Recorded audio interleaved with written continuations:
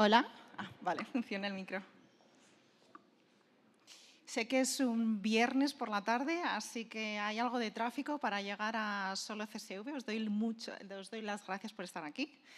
Y así que vamos a empezar. Soy Moon-Jun Chan, la directora de la Galería Bowman Hal. Muchísimas gracias por venir aquí a Solo CSV. Bowman Hal es la galería de Solo. Hoy inauguramos la exposición Imminence del artista italiano Siro Cugusi. Así que, Siro, thank you so much for being with us this afternoon.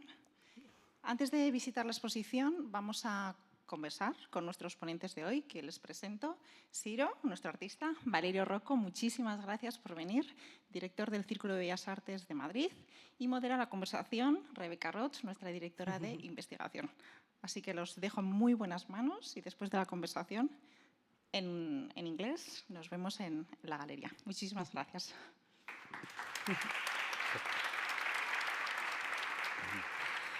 Thank you, Monji. First of all, of course, thank you very, very much, Siro, for being here. We started working on this show quite a long time ago, and it's really amazing to have you here for the show and for this conversation. Thanks for being here. Thank you so much. Thank you. So, we're going to kick off. We've got an image of one of Siro's works behind us. This is quite a funny format, so we're going to be seeing some of Siro's works on screen and chatting with him, chatting with Valerio before we go into the show. So it's kind of like you have to do your homework and then you get to see the paintings afterwards. And I'm going to give you a little bit of a spoiler, which is that unusual things happen in Siro Cugusi's paintings. They kind of feel familiar because you think, okay, I'm in a landscape, I'm looking at a still life, I'm looking at some kind of portrait. But at the same time, they're not exactly corresponding to what you might expect. So, Siro, what's going on here? How come things feel familiar but don't? Yes, first of all, first of responding you, I wanted just to be very grateful with Solo, with Bowman Hal, and very grateful with Moon-Jun, David, and the whole people is working, still working to this huge project. And also welcome and thank you to you all for being here tonight. About the work, it's a cycle of paintings that explore the traditional genres of landscape, portraiture, and still life. They are revisited using personal language and personal narrative, and it's mostly an investigation about the tension between the abstract and the figurative. Okay, so I have to tell you all, as you might have guessed, I'm a Brit originally. And the first time I came to Siro's paintings and I saw scenes like the one behind me, somebody came to mind, and that somebody was not Siro, looking quite dandy. Could be, but it's not.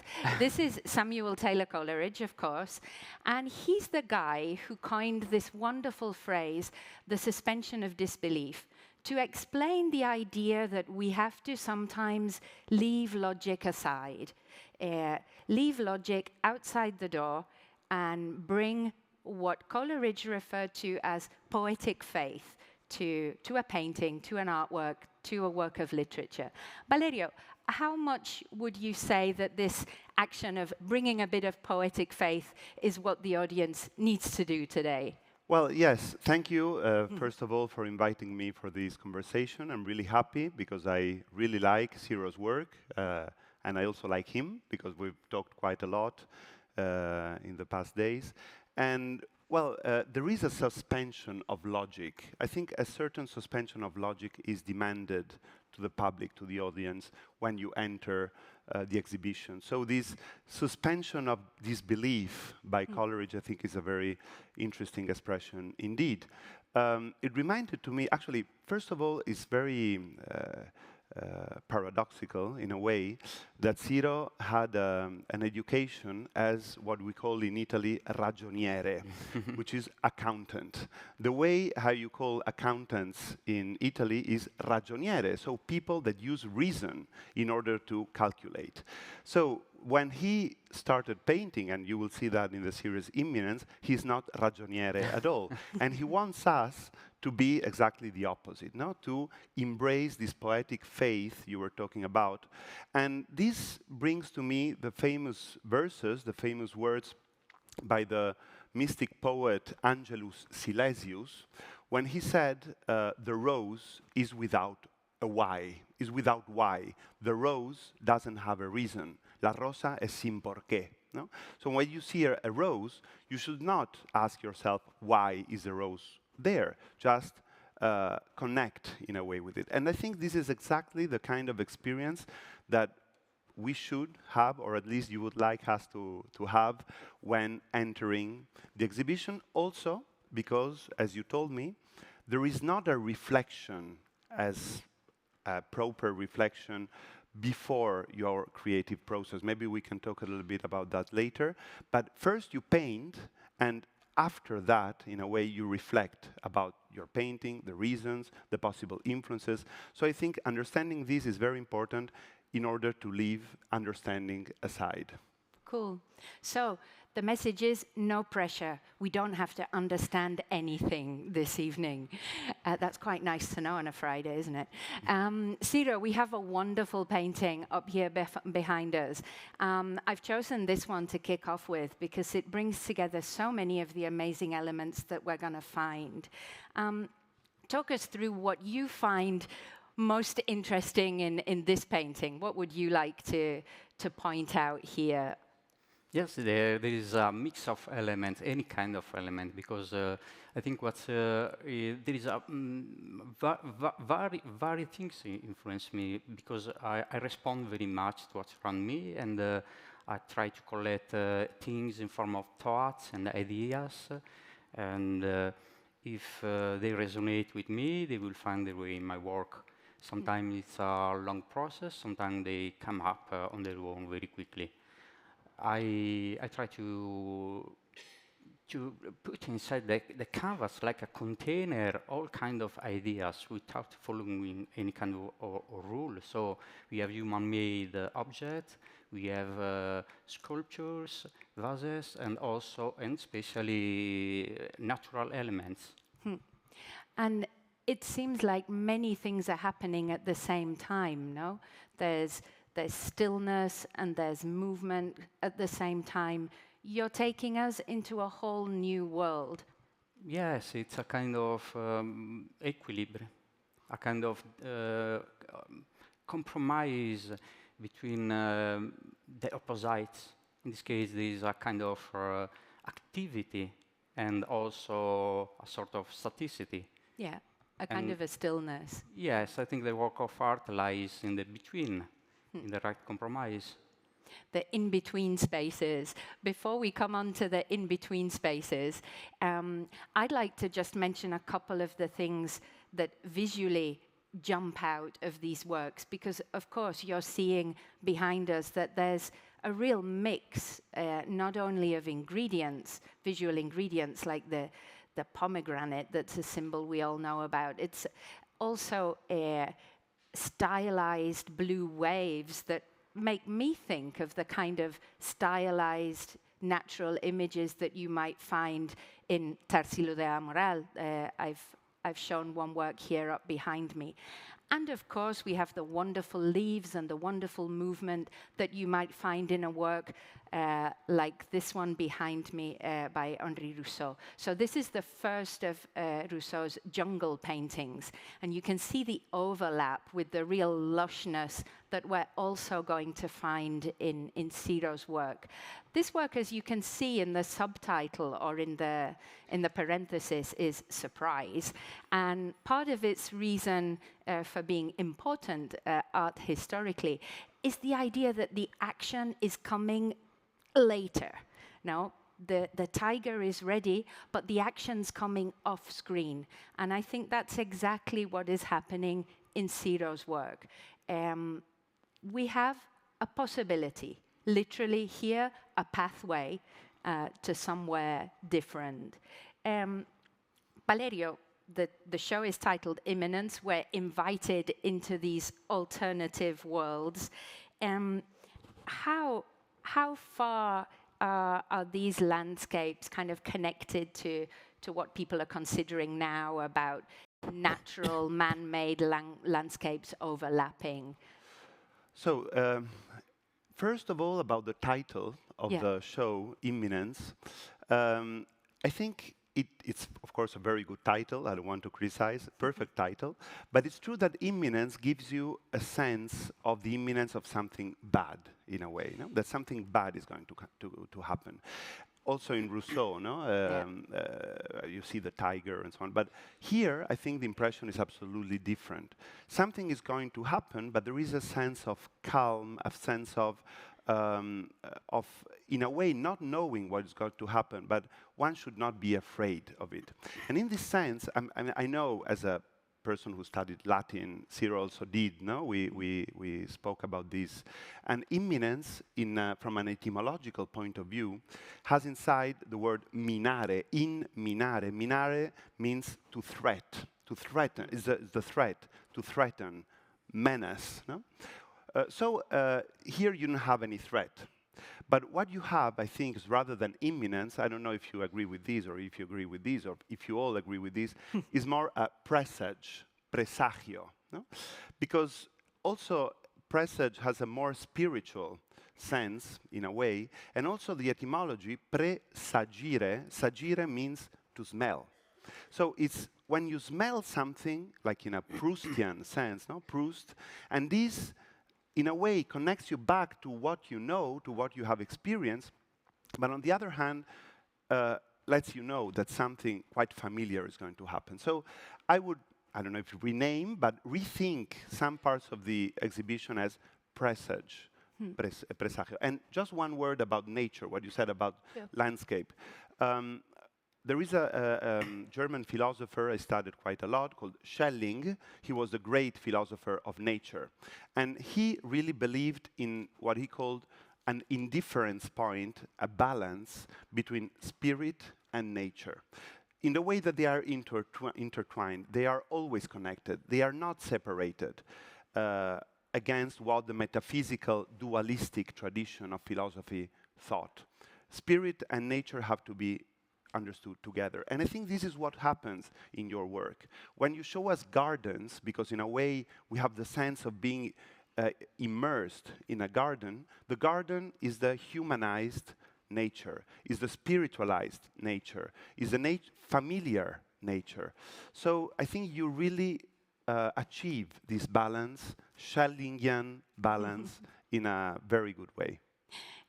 To that point, would you say, Siro, that you feel that your paintings hold a kind of a threat, or do you see them as pathways to somewhere more optimistic? Yes, I think for me, imminence is this kind of feeling of sensation that I try to convey through the paintings. The paintings, as you can see, are landscapes or idyllic scenes or arcadial scenes full of activity. These activities momentarily imposed, kind of temporarily frozen. So the activity and the time suggests us this feeling of looking, something is going to happen, or maybe something happened.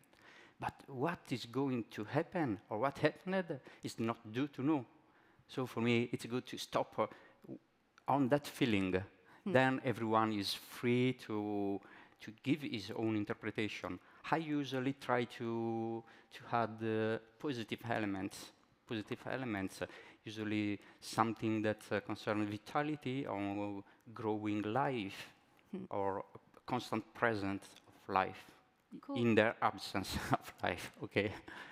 So you mentioned the idea of a garden previously, and I started off showing a couple of references, art historical references, but I think it's important to bring this down to earth a little bit. Siro is from Sardinia. You're seeing behind me a landscape that, for me, as somebody from Northern Europe, looks really Mediterranean. It looks like it has a late evening kind of sunshine. It's a pathway that invites me to really walk down it. And I know, Siro, that for you, your own home, your own garden, being inland in Sardinia really feeds into your work. Yeah, of course. And the general idea is to invite people or the viewer to get inside the paintings. So or step out in some way, something symbolic, or in a way something that invite the viewer to get lost inside in some way.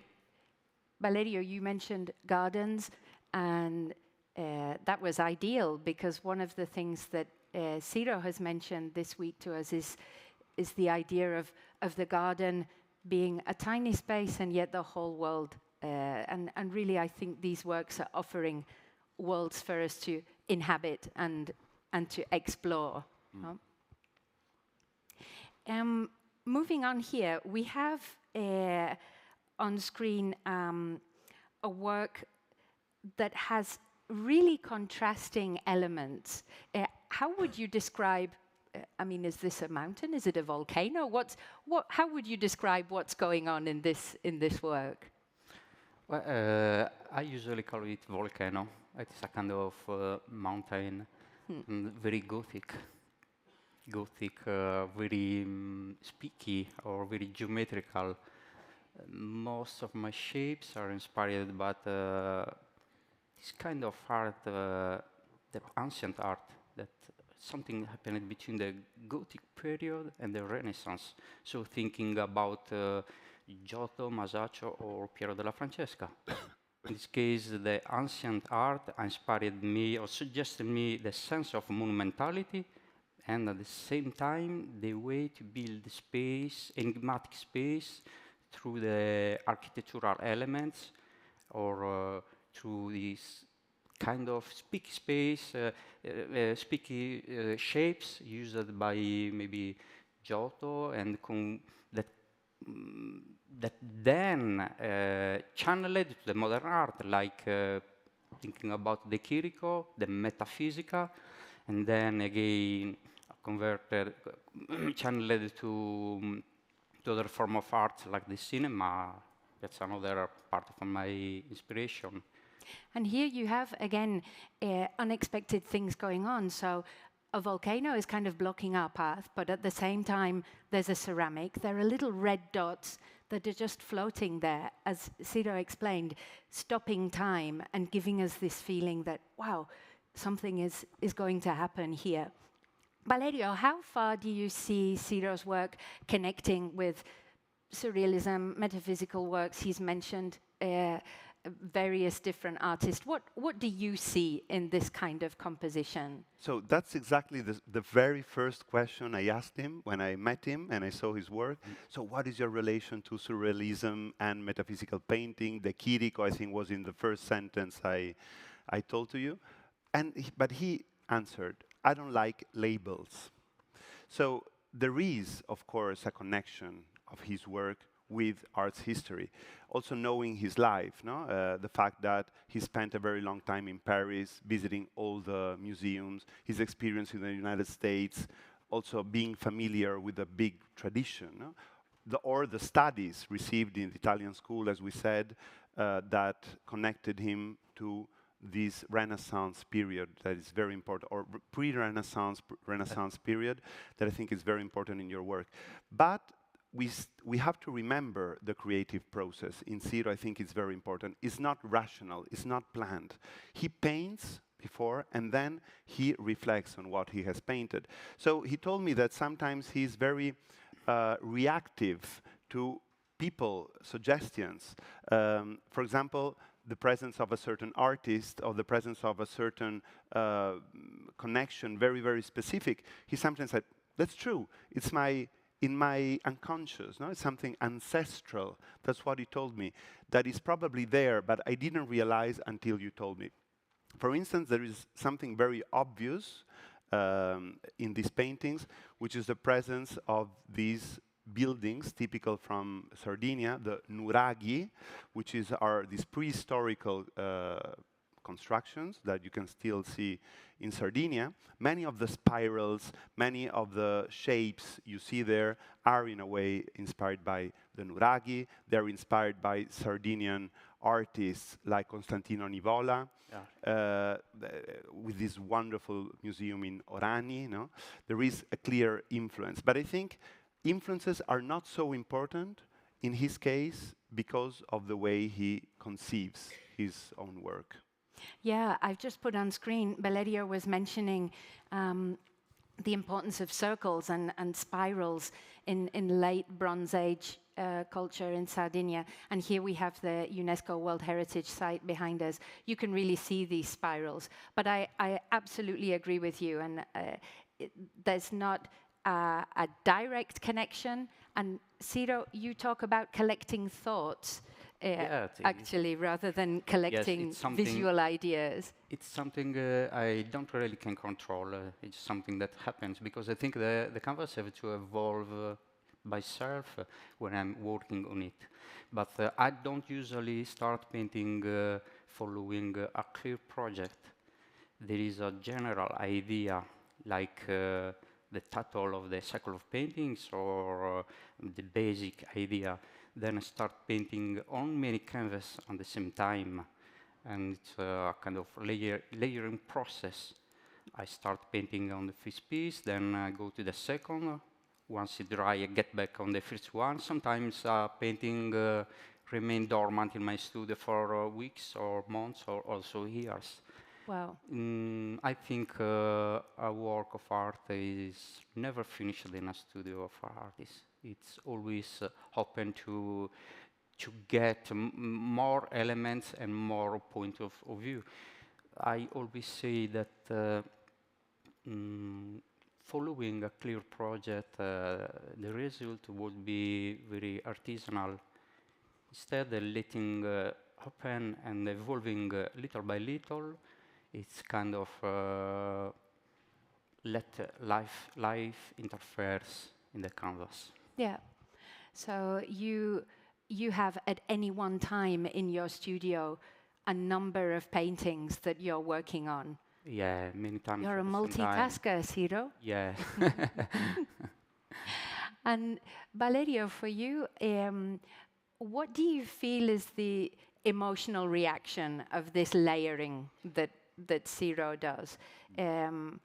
What kind of effect does that have on us as viewers, do you think?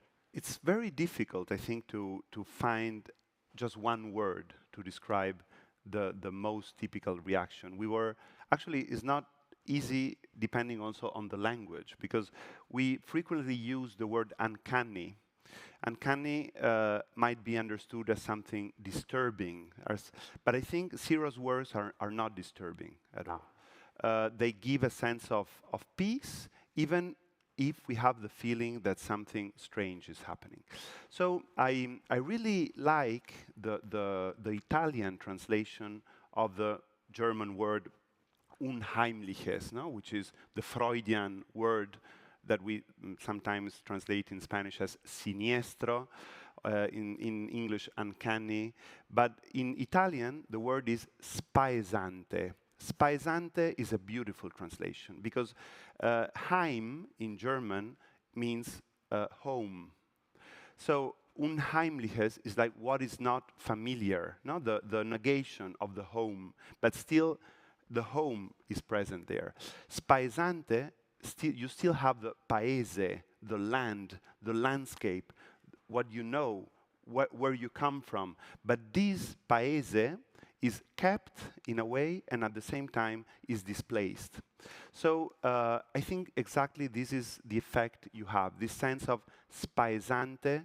You are in your garden, but the garden is not the same.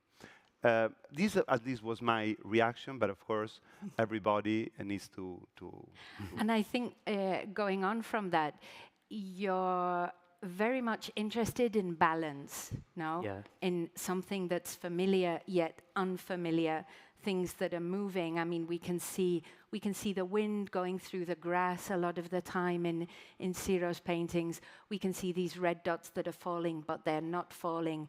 I think those contrasts and balance are very key for you. Yes, I always think about the quote by John Locke said, what is static and repetitive is boring in some way. What is dynamic and random is confusing. Art should lie in the between. And also for me, art lies in the between. The in-between spaces. Yes, so because it's a kind of equilibrium, right order and balance of elements. In this sense, I think that I believe that artists are, in a way, alchemists. And a painting is a form of alchemy. Means that as an artist, I have to explore, to transform element, transmuting a work of art in a new entity. So the paint is transformed in image, paint image convert themselves in a new and thing. A new universe for us to explore. Here we have a close-up of some of the pomegranates that you're going to find in the images. But I'd like to move on, I think, to this idea of the audience inhabiting the space. And you're going to find this painting, for example, which I really like because of the curtain. This curtain is so theatrical. It's the curtain that's asking you to set it aside and maybe go out on stage, or maybe go backstage and peep somewhere that you shouldn't quite be looking, no? How far do you feel your works are invitations to the audience? Yeah, I think the construction, the building of the image is just done for giving this invitation, because I think the viewer has to become an active part of the process, active part in front of the paintings. It could be very limitative to see a paintings like something only descriptive, very easy to be read. Instead, it's very useful for me when I see people asking or questioning the various elements inside the painting. Yeah, this is a typical reaction to the paintings, and I think it's completely natural that we're all like, and what are the dots doing, and what are the fairy spirals, and what's this, and what's the other? Yeah. And I over this week with Siro, I think one of the things I've learned is to really take that poetic faith and say, okay, I'm just gonna not ask some questions because I think it's better to respond to that invitation into the work, to feel something a little bit uncanny, a little bit different.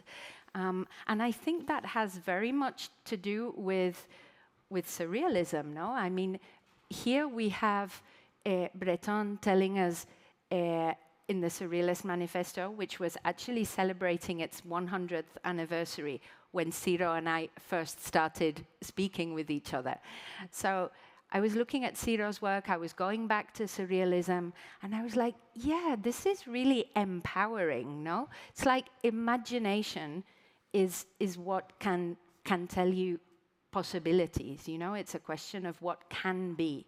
The italics are already there in the manifesto.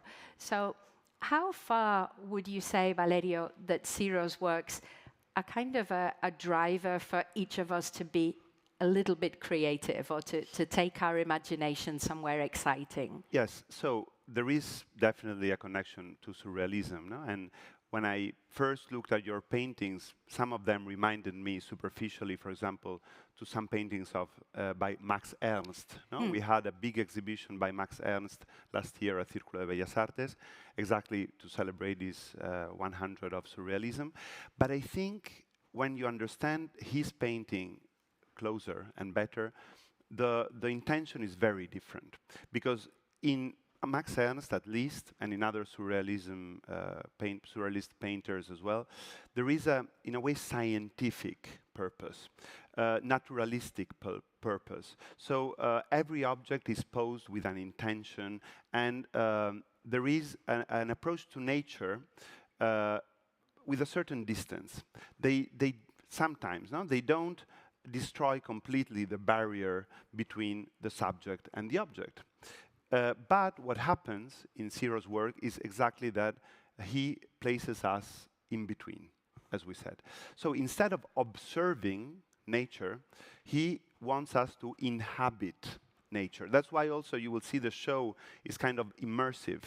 You really need to enter this garden, no? Not just observe. Once again, last time I used etymology, I swear, but observing, ob in Latin means against, no? Against. So the object is object instead of subject, what is against, what is in front of us, in face of us, but against us.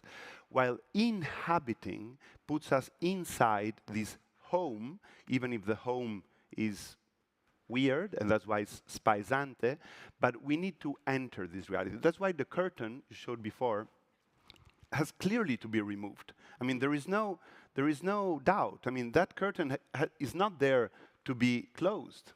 Is there to be removed, absolutely, because you have to enter the scene. And this is absolutely the feeling you have. And in my case, this is the difference I see with a certain kind of surrealism, at least with Max Ernst, of course, or at least his paintings in the 20s or 30s. I think this would be the biggest difference. So we're being invited into a whole new world by Siro. But as you've seen, that whole new world is sometimes quite bizarre. In fact, Siro, you've said to me in the past, nice, dreamy paintings don't interest me.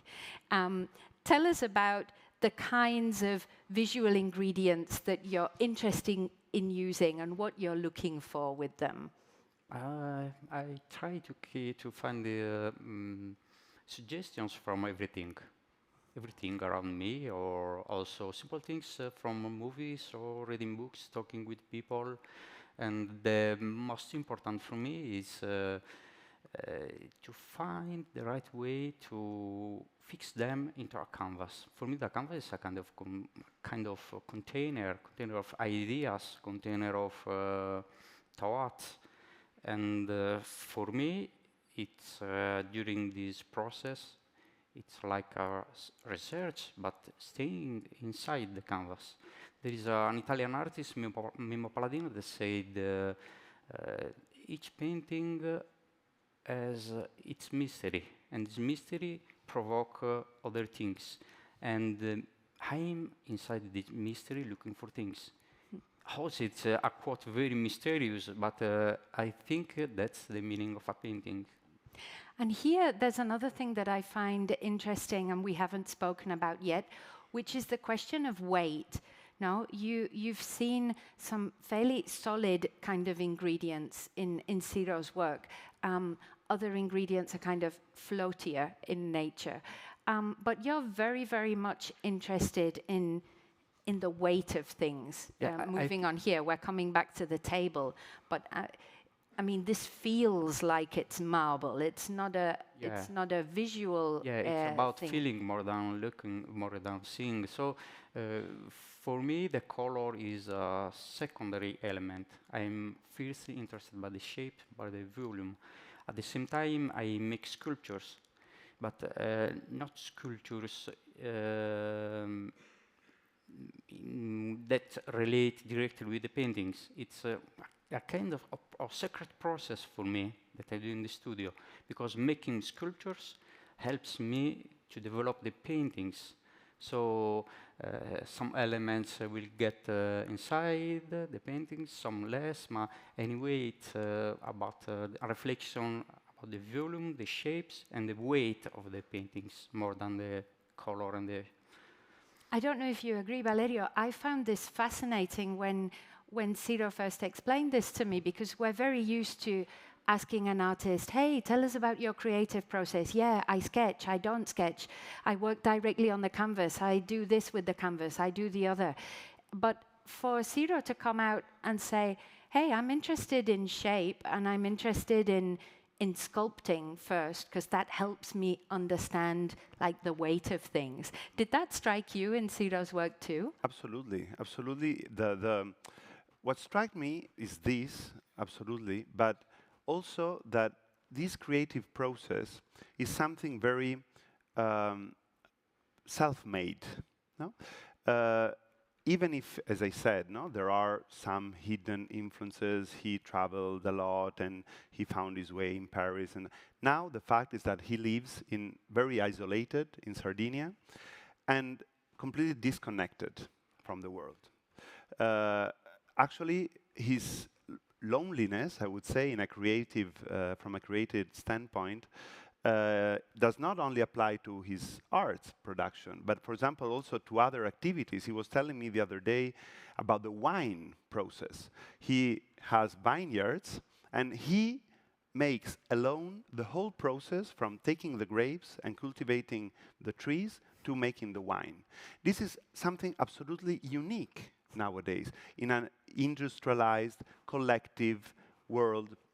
To be able to do this autonomously is something really rare and precious. And something similar happens to his artistic work.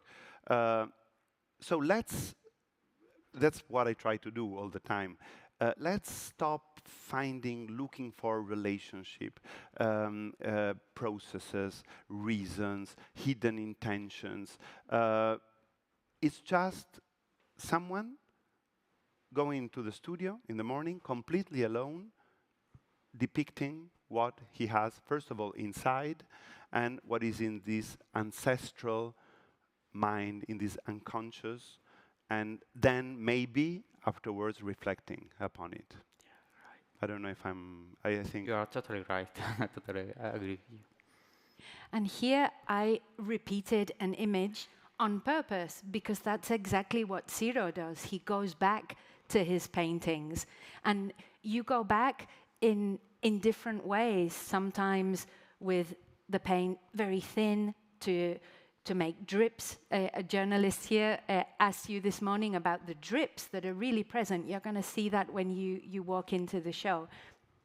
When you go back to the paintings, what is it that you're doing with them? What do you add, take away? Tell us a little bit about Ciro in the studio.